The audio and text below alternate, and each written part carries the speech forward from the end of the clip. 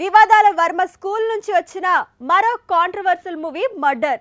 ఇంతకీ బయోపిక్ లాంటి ఈ సినిమాతో ఏం తేలింది? క్రిస్మస్ కే రావాల్సిన హాలీవుడ్ మూవీ వండర్ ఉమెన్ ఒకరోజు ముందే మొదలుపెట్టిన సందడితో ఏం తేలింది? పోలిక లేకున్నా ఒకే రోజు సందడి షురూ చేసిన ఈ మూవీలకు ఫైనల్ టాక్ ఏమని తేలింది?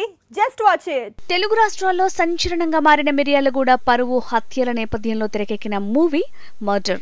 ఆనంద్ చంద్ర డైరెక్షన్ లో రామ్ గోపాల్ వర్మ సూపర్ విజన్ లో వచ్చిన ఈ సినిమాలో శ్రీకాంత్ సాహితీ నటన ఆకట్టుకుంటే కథనం వర్మకున్న బ్రాండ్ ఇమేజ్ ఈ సినిమాకు ప్లస్ అయింది. కానీ కథనంతో పాటు క్లైమాక్స్ కూడా నిరాశపరచడంతో మర్డర్ మూవీకి ఓవరాల్ గా మిక్స్డ్ టాక్ వస్తోంది. హాలీవుడ్ మూవీ టెనెట్ తర్వాత థియేటర్స్ మీద దాడి చేసిన మరో సెన్సేషనల్ మూవీ వండర్ ఉమెన్ 1984.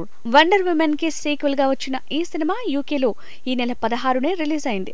ఇక rest of the world Christmas కానుకగా విడుదలన్నారు. కానీ ఒకరోజు ముందు నుంచే థియేటర్స్ లో ఈ సినిమా సందడి పెరిగింది. 2017లో వచ్చిన వండర్ ఉమెన్ కి నెక్స్ట్ ఇన్స్టాల్మెంట్ గా వచ్చిన కొత్త వండర్ ఉమెన్ 84 పీరియడ్ లోకి ఎంటర్ అయితే ఎలా ఉంటుంది? తన జర్నీ మొదలైన మొదటి అడుగు నుంచి కథ సాగితే ఎలా ఉంటుందన్న కోణంలో తెరకెక్కింది ఈ మూవీ. పాటీ జెకిన్స్ మేకింగ్ స్టాండర్డ్స్, గాల్ గాడోట్ పర్ఫార్మెన్స్ తో పాటు విజువల్ ఎఫెక్ట్స్ ఆకట్టుకుంటున్నాయి.